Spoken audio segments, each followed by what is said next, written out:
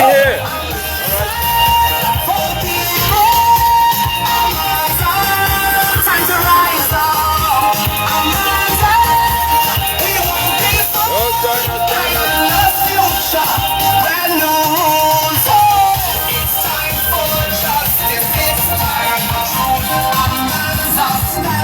Listen, we buy the cup. You guys see this right here. The mining industry, gold smuggling industry to call that. They ain't got shame. They say they live with a promise. Promise to what? Smuggle gold to Venezuela. What's the promise? What's the promise that you delivered? This is serious right now. There's no games. Guyanese must understand what this is about. With the most prevalent cases of gold smuggling. How can you tell us you delivered in the mining sector? Well, let's talk about this for a minute. Let's talk about this for a second. Somebody hold this camera for me now. Let's talk about this for a second. Let's understand what's going on. When gold was at $1,200 plus US dollars per ounce. Right, when gold was $1,000 US dollars or so per ounce, the declaration was 50+%. All right, let's see how you support this industry right here. When gold spiked up to $3,000 plus US dollars per ounce, the gold declaration to GGMC plummeted, went down at the gold board. So how do you make 100%, 20% more on gold but declare less? Where was it going? So Tamish, not Tamish, was the fell's name? Junior Back said in an interview, we saw it, which he later said he's going to reach out, but he said it. He spoke to gold being smuggled. And the PPP is saying that they have done well for the mining industry. Who's getting the claims? Tell us how could one family in this whole country get 18,000 acres worth of gold claims? And you support this industry? And you all support this industry? What are we doing to Guyanese? When we gaslight, we say these things to make people believe that Guyana is secure under the PPP. And why am I standing by the cup? Because I want to show what life is like under the cup. Corruption. Lying to Guyanese. Being scared of this, our country, our future's at stake. The cup. If we cut back on the corruption in the gold sector, in the mining sector, gold and diamonds, we could afford to pay teachers well. We could afford to pay all public servants very well. We could afford services that you need. But they can't do it because of corruption. Our presidential candidate is here as well. I am sure that we stopped there for a reason today, and I'm happy we stopped. Because for Guyana movement is about Guyana, not parts of Guyana. There's no PNC stronghold in Fort Guyana movement. There's no WIN stronghold, there's no PPP stronghold. There's Guyana, where all of us have a right to represent you at all costs. And should Fort Guyana movement be given the mandate to lead this country, to lead all villages, all communities, all of Guyana. That's what we mandate to do. Right. But you can't tell me that you're interested We are a in party the mining forward sector. Guyana movement for a party You're interested for in the mining all. sector. How do we get into the mining areas? The road to go to the mines is hell. So the price just to transport fuel in the gold field is so high because the road, the trails are bad. Trucks are being stuck, trucks are flipping off into trenches. And you only fixing it. But you did this. You supported the mining industry. You support the mining industry. When people can't eat fish because of mercury polluting their water. 1 minute, Apostle. You know, one of them big boys just say 50 million a small change. 50, right. Go ahead, my brother. Tell us that he look. Madam President candidate. Tell us about the promise delivered by the PPP. Under the cup, life under the cup. Life under the cup. I can't, the thing that rhymes with it, I can't say in decent company. But, and it's Sunday too. So we gotta respect the Lord. Now, listen, we're clear. We'll walk the length and breadth of Guyana. There's no PPP stronghold or PNC stronghold. All right, yes, There's speaking Guyana right. and Guyanese. So we've just finished Dundee. We're in Novar, Bath and so on. We coming, you know. Yes, we coming. We like on the bush lot. We coming. We through. coming, Guyana is for Guyanese. Right. Not PPP So, own. we'll see you. We're bringing the message of hope. We're bringing the message of change. We're bringing the message that there is no need to fear. Right. Our Guyana movement Yes. is there. All right, let's go. Let us No go. need to Bye-bye. Small Listen, change. Buy them small, man, small change. the fella said he started letting small amounts.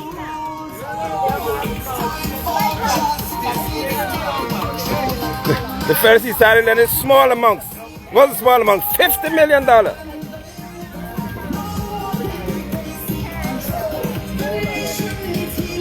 You bring the man said he started lending son a small amounts of money. What was a small amount of money? $50 million. Small amount. Marv walk with the sister. Don't leave her alone. Right. We love it. We're not in any way intimidated by anybody. Guyana is ours, man. We represent all Guyanese. All Guyanese. We represent all Guyanese. All. Not some. Every Guyanese must benefit. All Guyanese must benefit. Alright? All Guyanese must benefit. Lord help us. It gets worse, y'all. It gets worse. Look at this. Look. These guys ain't playing, man. World-class education for all. Priya! I gotta laugh at this. This is not even right. World-class what? In the next 5 years, you'll get world-class education for all. Where, Priya? How do you get world-class education when you don't even know what the preposition is? You said a preposition. You said she is a preposition. How do you get world-class education when your teachers are paid the lowest in the Caribbean apart from Haiti? How do you get world-class education? Tell me, Priya. When you're now trying to say the smart classroom, the smart boards, that's not world-class education. It is technology, it's not education. World-class education means that we are capable of having students who can build robots, students who can, in University of Guyana, design cars, invent or technologies that are able to have us as a people utilize fuel, invent means for us to have power generated in different ways, that are sustainable, where we can have doctors who can perform brain surgeries and stuff like that, neurosurgeons. That's when you can produce them through the school system. What's world-class education? What is world-class education to you, Priya Manik-chan? When schools don't even have a gymnasium, that's world-class education. When our schools don't have trained physical education teachers, trained, highly qualified, is that world-class education, Priya? A building is not world-class education, it's a building. When schools are not even temperature controlled, huh? How do you have world-class education when buildings don't have, when schools don't have AC? You have no shame. Education, you know me, because you never spent a minute in classroom, Priya Manik-chan. You never spent a minute in the classroom, so you're not qualified to talk about education. It is proven that a child's environment, a child's learning environment, influences the ability to learn. You don't even know that. So if you put a child in a garbage dump called a school system with no AC, it affects the ability to learn. Heat affects a child's ability to retain information. You don't even know that. Mold affects a child's ability to learn, and schools are filled with mold. Priya, stop talking foolishness. You know when it comes to education, I don't play. Take that sign now. You all need to come and take it on, Priya, because it doesn't make any sense. World-class education? You don't even know that a child is entitled to by law. You know that, but you should know it. Place is to play. It's a part of the school policy, the Education Act. The Education Act. They must have playgrounds in schools. You show me them. With adequate spacing. You know, Frank ain't got no sense kicking football in classroom. Also, boy, look. You know, Frank kicking football in classroom is that sport. Short indoor gym. Trust one indoor gym in a public school in Guyana. One. Where you can play sports indoor. Show us a gymnasium or a stadium in a school for class education. How's the place? How's the place?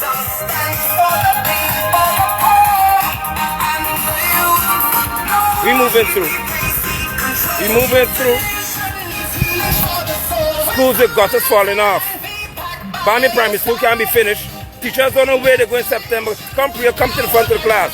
Teachers don't know which school they're going to in Bamia because Kashif and Shanghai and Ferguson can't finish the people's school yet. So Bami Primary School teachers who are housed at Bami Nursery School don't know what's happening in September. Are you talking about world-class education? All the place.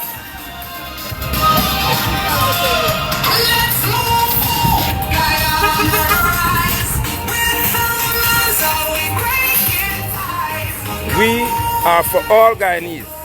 We are for all Guyanese. When you go to vote next week, we are for all Guyanese. Guyana is for all Guyanese. All Guyanese, that's why you're getting nervous. Fire! Out the place. That is stupidness of world-class education. Tell us why the hospital at the Kindred, why you're taking nurses from one hospital and doctors and taking them to the Kindred to try to pay to our staff. Tell them why already 3 or more people, so many people are dead because they didn't have attention at the Kindred hospital. Because we're coming for y'all today. We're coming for y'all today. World-class education. You got world-class hospitals. And then tell people to initiate hospital. We get to hospital. We get to hospital for all of the coast just now. Show us as Guyanese what the world-class hospitals are. Come here, we got dressed. Come to the king, man. Come, Prince. Marvy. There's the future here, Priya. That's the future we talk about. See? The future. They deserve world-class education. They deserve schools with air conditioning in terms of temperature control. They deserve the best because they're Guyanese children. Not like you can say try private school. I don't do that. If I could afford it, I don't send my children in any private school. They must learn what it's like to be in a public system. Run around with it.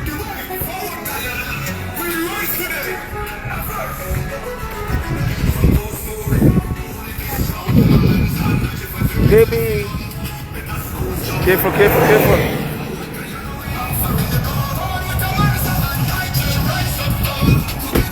How can pre-manage and tell anybody that they have got world-class education? Now that one took me home. Home when you tell me about schools of world-class education. Show me one school with an internationally accredited coach and there's a stadium in that school. One. I can show you many in the USA. I can show you many in Canada. Many in where you're going to put your house in Florida. I can show you all of that.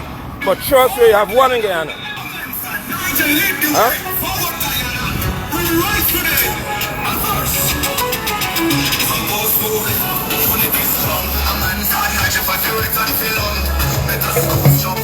We represent. That's what we do. We represent. All the place, Priya, for world-class education. Where? Where? Oh, my baby make noise when I come on this broadcast. How you can talk about world-class education? Show us one, Priya, just one, not two. Show us one Ministry of Education policy backed by action for special needs children, for example. I'm talking about no, you just talk it. Show us where you've got in school system, okay? In the school system, where a child who you suspect would have very a high demand for care and special need. Show us where you, Priya Chan, would have had teachers trained to the degree of need, not talk.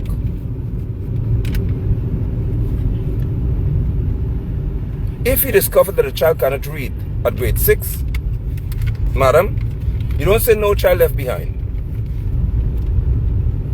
I'm in your ear, brother. You see that? I should have come out. Show us where a child in grade 7 and 8 cannot read. Why? And what are you doing about it? While we're here, let me speak to our Guyanese people. I want you to understand something. In Atlanta, they had an issue with the prisons being overcrowded. And I want every parent to hear me on this broadcast because it applies across the board.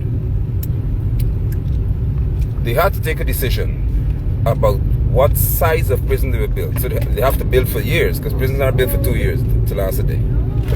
Do you know what they did? And I ask this question all across where I've traveled in various forums at which I was spoken. The state, the city council went into schools. You hear me? They went into schools, Guyanese people. And guess what? They went to grade 3, which is primary 1 level. I want y'all hear me. Into the black communities. Because they said that's the more depressed communities, economically oppressed. They went to the black neighborhoods to grade 3, which is primary 1. Standard 1. And they said they looked for all of the children who could not read and started to take a population of them, a census. When they got the number, they said these are the people who would most likely be our inmates. Please hear what I'm telling you all. Please hear what I'm telling you. When a child cannot read, in Atlanta, in the US, they already decided, hey, you will be our first candidate for jail. They didn't go to the adults, they didn't go to the block where there's people selling drugs. They went to schools, which as low as grade 3. And said, if y'all can't read, we know you go to jail, more than likely. And if you're poor, and you're not in the uppity class like Priya and Barrett and all your children, like the elitist society we have in our country, you go to jail.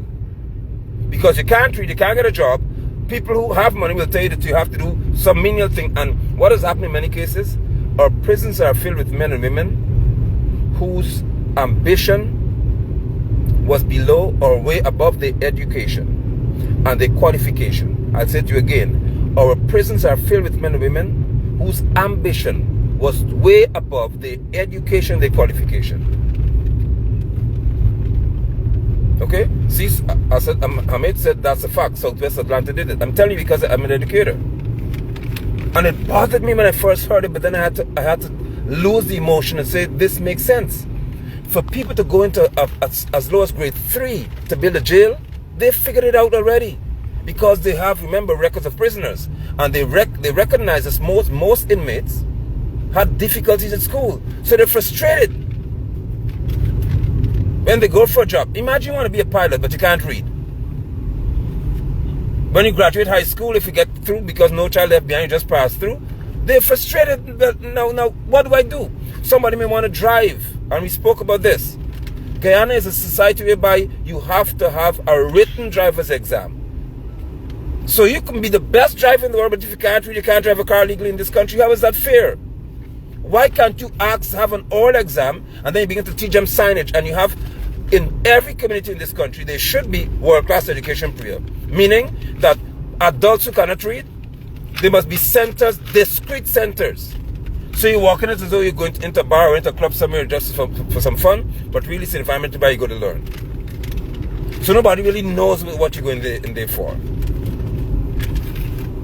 And we help them, because when a child cannot read, it's painful. I've seen my daughter work with so many children, and the challenge that she faces is, why is Guyana treating children with needs of this nature so poorly? When we want to talk about world-class education, let's speak about the fact that our teachers must be paid world-class wages. Priya. You see, that wouldn't hit you like that. Because you have no intention of a teacher in this country earning $60,000 a year. Not you. You'd rather be dead. The curse of the PPP and the curse of the PNC is that ministers believe that no Ghanaians must live on their level or above them. That's your issue. And anybody who has more money than you, they must be a part of your party. So you control them through political power. Forward Ghana movement is not about that. We have shown you that we can pass through any community with the cup, with the palm. I don't care what it is. We in Forward Ghana movement are saying it's time for change in this country. Not exchange, not time for you to vote out one corrupt set and vote in another corrupt set. Change must be here. Change is mandatory. So you'll be seeing us. We're heading for a special meeting in Hopetown. If you follow me in by Hopetown area, that side there, we're coming down to your area. Please meet us out there if you don't mind. Let's have interactions, let's have conversations. All right? Because this is important. This is critical. Priya cannot tell me about world-class education. The University of Guyana has no stadium, no sports program. Out the place. Get out the place. You don't understand what world-class is about. World-class? No, world-class for you is where a school that's worth $200 million Guyana is built for $1.2 billion. That's world-class for y'all, because you know who gets the money, right? You know who gets the contracts. That's world-class for y'all. When a school that's worth $500 million is built for $2 billion, and from that, the contractor, all of the players in certain ministries, they get a kickback. That's world-class for y'all.